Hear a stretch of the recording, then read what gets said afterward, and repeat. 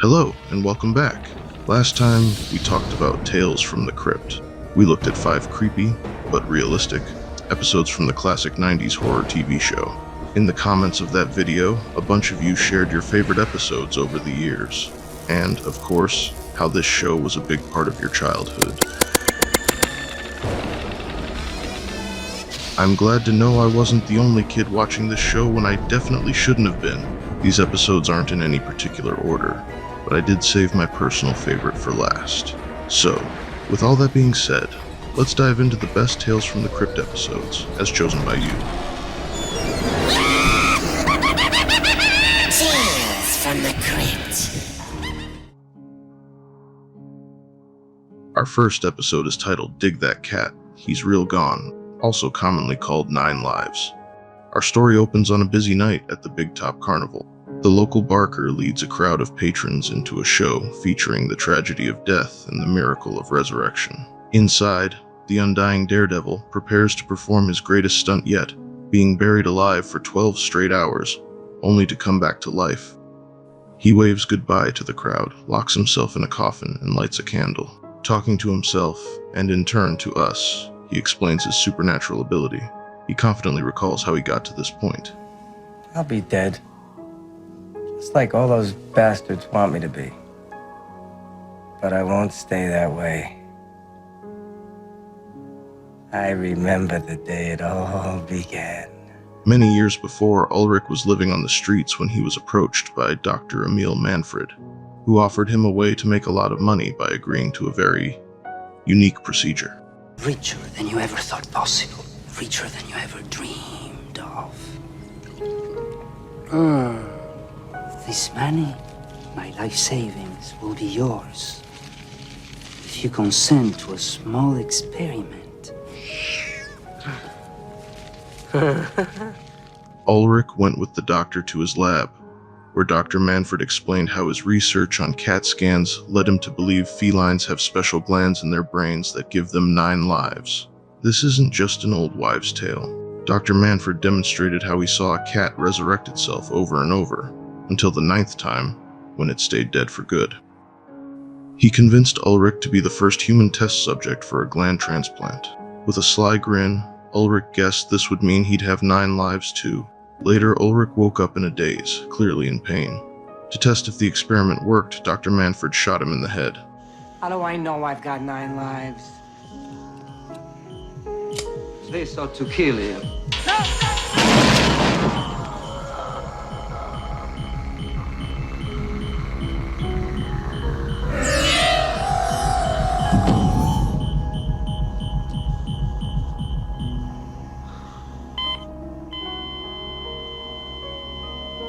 Ulrich died, but moments later, he got up again, angrily yelling at the doctor that he could have killed him.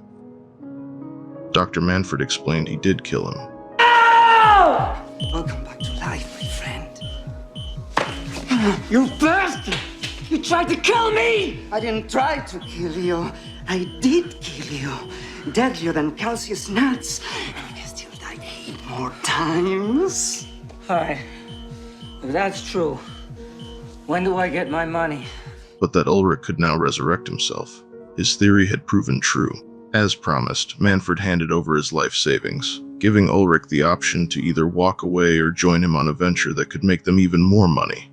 Enough to buy an ocean of alcohol. By longevity research and enough, of course, to buy you an ocean of alcohol. They took their act to the Big Top Carnival, where they pitched a show in which Ulrich would die in front of a live audience and rise from the grave. The barker gave them a chance. In their first performance, Ulrich drowned in a tub of water, only to come back an hour later. As the water filled, a perky assistant named Coralie joked with Ulrich, even asking him out. After drowning, they drained the tub, and the crowd cheered when Ulrich returned to life.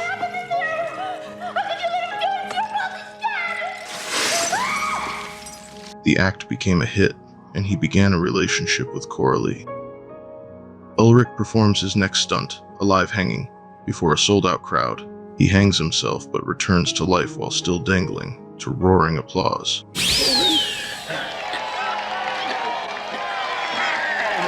Dr. Manfred is thrilled, putting most of their earnings toward his research. But Ulrich, he wants more than his usual 40% cut. One night, after leaving the carnival, they get into a terrible car accident. Manfred is instantly killed, but Ulrich walks away unharmed, just down one life. The acts continue, now with Ulrich taking in Manfred's share too. He performs 2 more stunts. One where a lucky raffle winner pulls a switch that electrocutes him, and another where spectators fire a crossbow at him for $1,000 each. Though he returns from the dead both times, he learns just how unpredictable his resurrections can be. After the electrocution, he doesn't revive for days and wakes up in the morgue, seconds away from being embalmed. From then on, he has Coralie handle his arrangements after each stunt.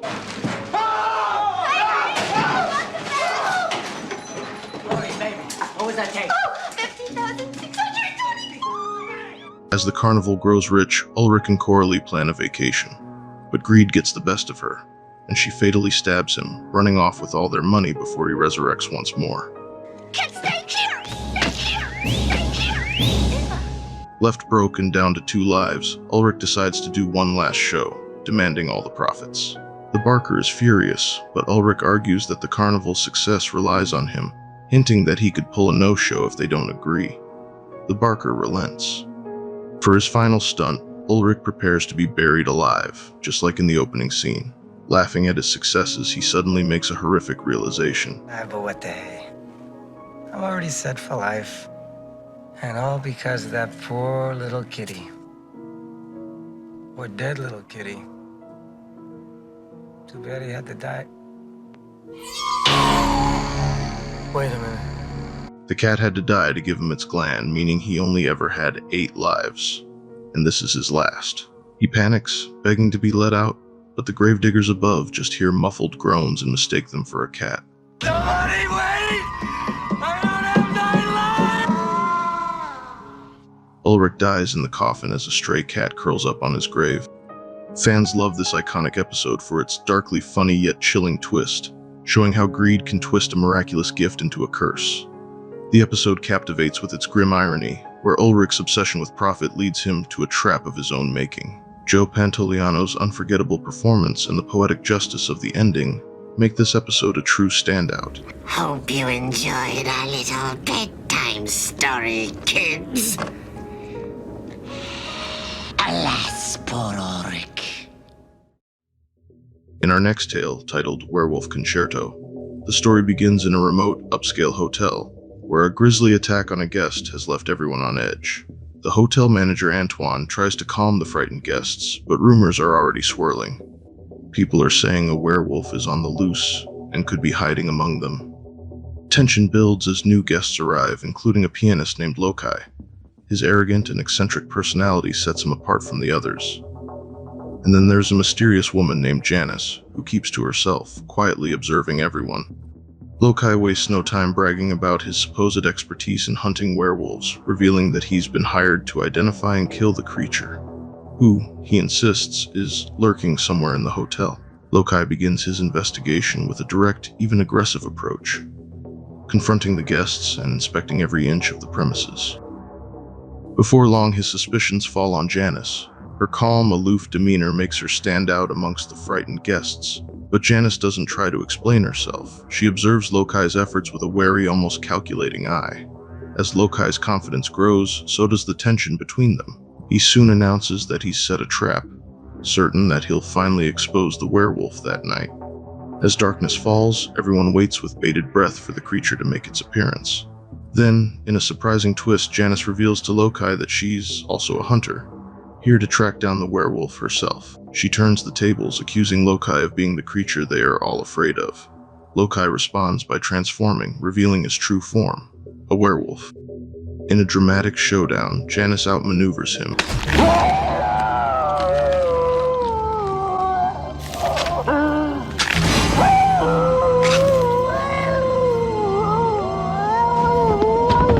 However, in a final twist, Janice's true identity is revealed. She's a vampire. Her motives for killing Lokai had nothing to do with justice. Instead, she was protecting her own territory, leaving us with the unsettling realization that one monster has merely replaced another.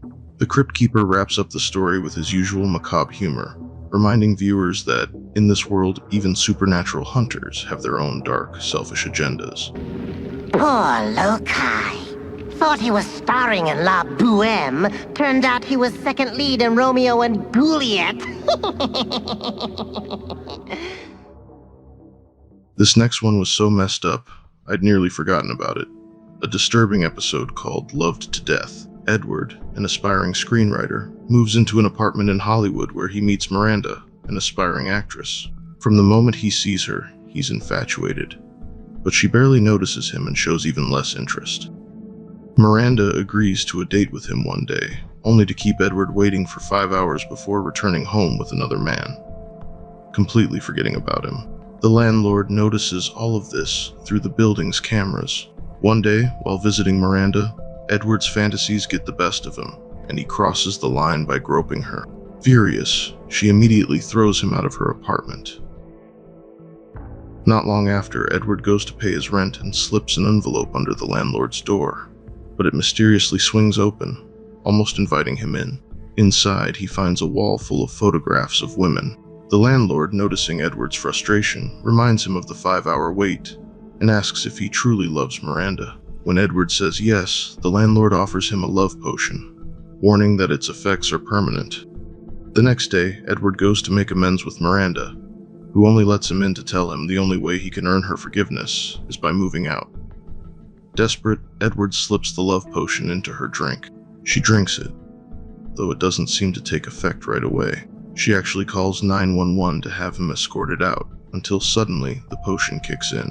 Miranda's feeling change in an instant, and she passionately pulls him into bed with her. By morning, Edward is utterly exhausted after a full night of intense lovemaking, but Miranda, undeterred, is eager for more. She professes her undying love for him and initiates their next encounter with an energy that seems tireless. They spend day after day together, but it quickly becomes overwhelming for Edward. Miranda showers him with constant affection, and he struggles to keep up with her relentless desire. In a panic, Edward tries to fend her off and escape while Miranda begs him to make love to her. Their struggle becomes loud enough to be overheard by amused neighbors. Miranda declares her love for him, insisting he express anger and hatred, urging him to hit her. In desperation, Edward punches her hard enough to send her sprawling onto the bed. He feels a fleeting sense of relief, but Miranda is unfazed, telling him he could never truly be mad at her. You could never hurt me. Feeling trapped, Edward rushes to the landlord, who coldly informs him that the potion's effects are permanent. The only way out, the landlord suggests, is to kill Miranda. Edward hesitates, but the harsh reality sinks in. He realizes the women in the landlord's photos are all victims of the same love potion. Reluctantly, Edward takes the fatal poison from the creepy landlord and returns to Miranda. He prepares 2 drinks, one containing the poison. As she reaches for her drink, she notices Edward's glass is dirty and switches them. The non-poisoned drink sits in a dirty glass, while the poisoned drink is now in a clean one, which she hands to Edward. Oh. Shit.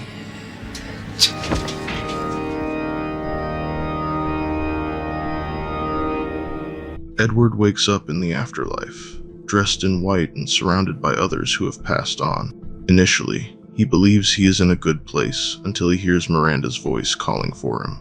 Suddenly she appears, walking toward him, and Edward's heart sinks at the sight. Miranda reveals her love for him and explains that she missed him so much after his death that she jumped out of a window. Now we'll be together, my love! Though Edward died unintentionally and Miranda took her life, they find themselves in the same afterlife. However, Miranda is disfigured from her accident, and this grotesque transformation seems to carry over into the afterlife. As she advances toward him, Edward realizes he is stuck with her for all eternity. He screams in horror at the realization of his predicament, and the absurdity of it all is utterly hilarious. Maybe then he wouldn't have ended up in a state of holy deadlock. Next up is an episode that many of you have praised, but it delves into some pretty dark places. But I gotta say, it's a true classic. From Season 2, Episode 5, titled Three's a Crowd, the story centers on Richard and Della, a couple in a failing marriage. Della has been getting a little too cozy with Richard's best friend, Alan, who was also his best man at their wedding. Richard's paranoia begins to escalate, exacerbated by his inability to give Della a child, and his struggle to provide her with the luxuries she desires, further driving a wedge between them. For their anniversary, Alan, now wealthy since their wedding days, generously offers Richard and Della the chance to stay at his spacious cabin while he resides in the guest house. I'll go and get the bags. Oh, look at this. Oh, this is wonderful, Alan. I'm glad you like it. I like it too. This is really something. Put those two in the main bedroom, and I'll take mine to the cabin. It's revealed that Alan and Della once dated before she chose Richard, which adds to Richard's insecurities about her loyalty. Tension rises as Richard and Della argue over Alan buying her gifts, highlighting Richard's frustrations after losing his job. Supplies, food, booze, drugs. I'm gonna give you an anniversary you'll never forget. Mi casa es su casa. In a moment of anger, Richard bluntly suggests that perhaps Della should have stayed with Alan, who could give her everything she wants, including a child. One night, while staying in the cabin, Richard awakens to find Della missing from their bed. He quietly steps into the hall and overhears Della and Alan talking on the deck. Their unsettling conversation includes phrases like, "Did you tell him yet?" and "Does he know?" I kept thinking that things were fine just the way they were, but now I never knew I could feel so happy. The old life ends, and the new one begins. This only fuels Richard's anxiety. He sneaks back into bed as Della returns, pretending to be asleep. The following morning, Richard wakes up to find he's alone in the bed.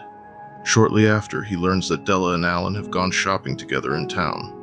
Heartbroken and feeling betrayed, Richard decides to drown his sorrows in alcohol, and honestly, who can blame him? When Della and Alan return, Richard confronts them, but his accusations are dismissed as drunken ramblings. They brush off his concerns, leaving him to sober up while they retreat to the guest cabin. Instead of finding clarity, Richard drinks even more, spiraling further into confusion and despair. Later that night, Paul returns to the main cabin, urging Richard to join him because Della has a surprise for him. However, Richard, fueled by paranoia, anger, and alcohol, feels abandoned after they left him to drink all day without checking on him. As his mind snaps under the weight of suspicion, Richard's anger takes a dark turn. He threatens Paul with a crossbow. What the fuck are you doing with that? Oh, thinking about using it on you. Initially, Paul thinks it's a joke and continues to coax Richard to leave the cabin. But once he realizes Richard has truly lost his grip on reality, he calls him crazy. That's not funny. The thing is loaded. I know it. It's not funny, Richard.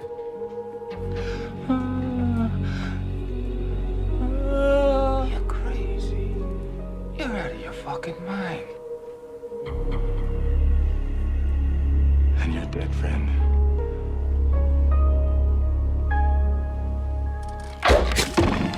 Things are escalated. Sometime later, Della comes to check on them, completely unaware of the horrific events that have unfolded. Richard approaches her, wearing a fancy white coat that Alan had bought for her earlier. When he steps into the light, Della sees the stains across the front of the coat. Concerned, she asks where Paul is, and Richard simply gestures upward, making no effort to cover the bloodstains that now coat his hands.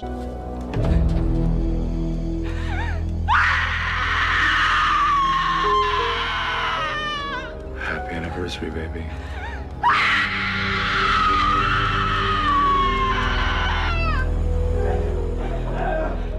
In a panic, Della tries to hide from him in the master bedroom, but Richard bursts through the door.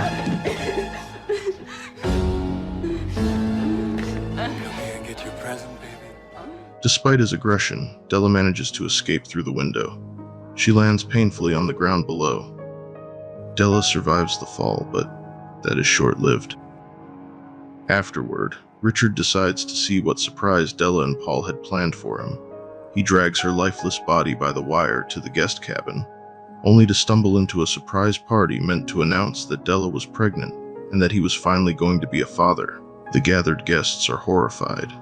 This episode is very cherished, not only for its intense exploration of jealousy, paranoia, and the dark consequences of miscommunication, but also viewers are captivated by the psychological depth of the episode, which shifts away from typical horror tropes to present a more human and relatable story centered around Richard's insecurities and emotional turmoil.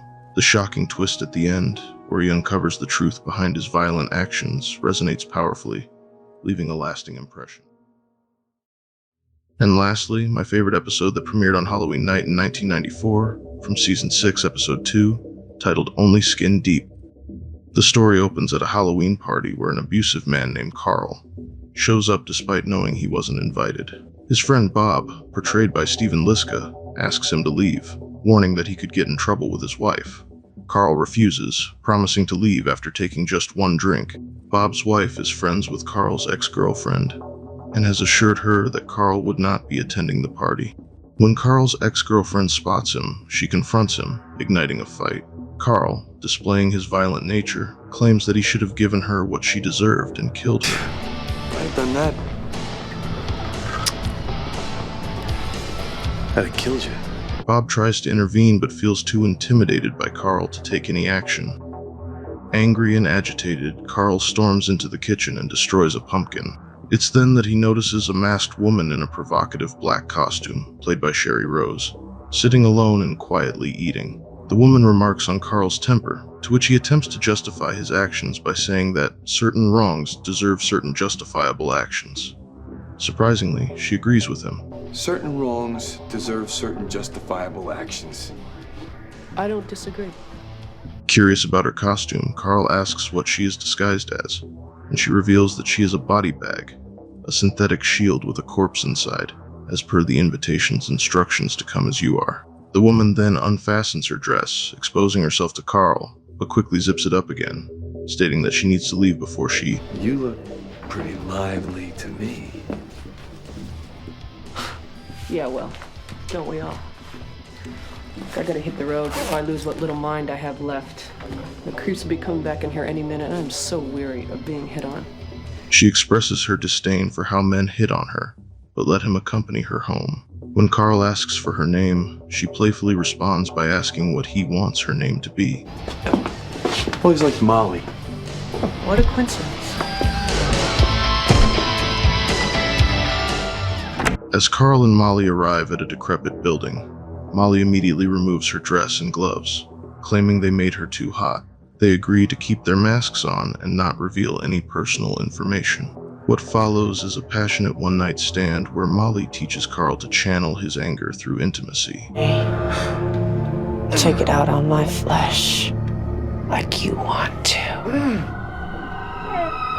Later, Carl wakes up in Molly's bed to find a man standing in the doorway, screaming. But as he tries to get a better look, the man vanishes. Confused and alarmed, Carl hears power tools in the distance and calls for Molly, who is nowhere to be found. When Carl approaches a particular room, Molly suddenly emerges, now wearing a white nightgown and holding a power hand saw. She declares that she's making a stand. She walks with him to the bedroom, gives Carl a drink, and lies down next to him. Carl enthusiastically recounts the great time he had last night, but Molly, sounding disinterested, reminds him that it was only an hour ago. Yeah, it was something, all right. There's still a lot I want to talk about. Such as? What happens now? Sleep. Check this out. No mask. What are you doing? We had a deal. That was before. Nothing's changed. Having developed feelings for her, Carl tells Molly that she has cured him and expresses a desire to know everything about her. However, she refuses, insisting that he won't understand her. As Carl persists, claiming his anger and need to hurt are gone and that he won't hurt her, he notices that Molly has already fallen asleep. Frustrated, he roughly flips her onto her back to wake her up. Apologizing, Carl attempts to open up, sharing his last name, Schlodge, and revealing that he is an accountant CPA. He takes off his mask, but Molly simply rolls over and falls asleep again, telling him that she expects him to be gone forever before she wakes up. Angry and rejected, Carl curses at her and storms out of the room. Goddamn bitch. Take it out on me. On my flesh. You just won the fucking lottery, baby.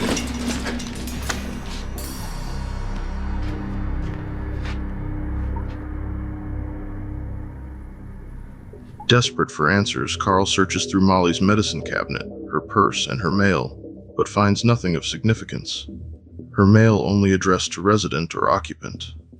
Dazed from the strange drink she had given him, he wanders into the room where she was working and discovers a wardrobe filled with masks from men she has presumably lured into her home. One of the masks resembles the man he saw in his earlier vision, sending chills down his spine. Horrified, Carl confronts Molly, leading to a heated fight. In the struggle, he accidentally cuts her hand with the power saw while she tries to defend herself. In the chaos, he tears off her mask, only to find that it is not a mask at all. It is her real face.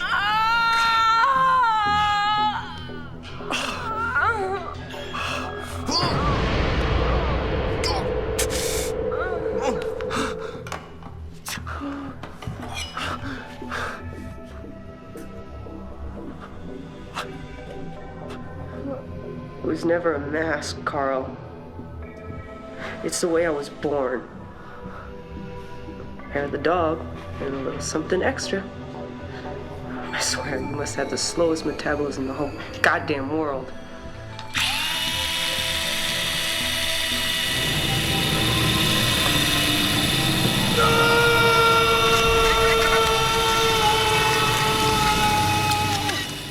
This episode is my favorite because of its unseen twist.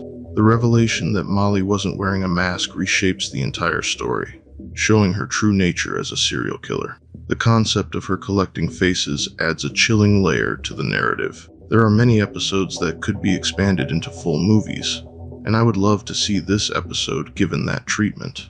In closing, I have to admit that there are a lot more episodes, but since I'm sure you don't want to spend your entire Halloween with me, this is where I'll end this video. I just want to say thank you for watching, and if you like this type of content, subscribe, and let me know what other kinds of content you'd like to see.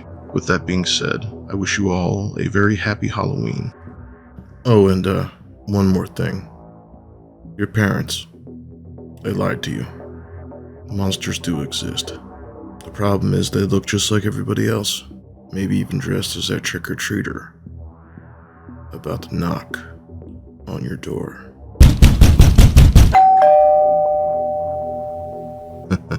Gotcha.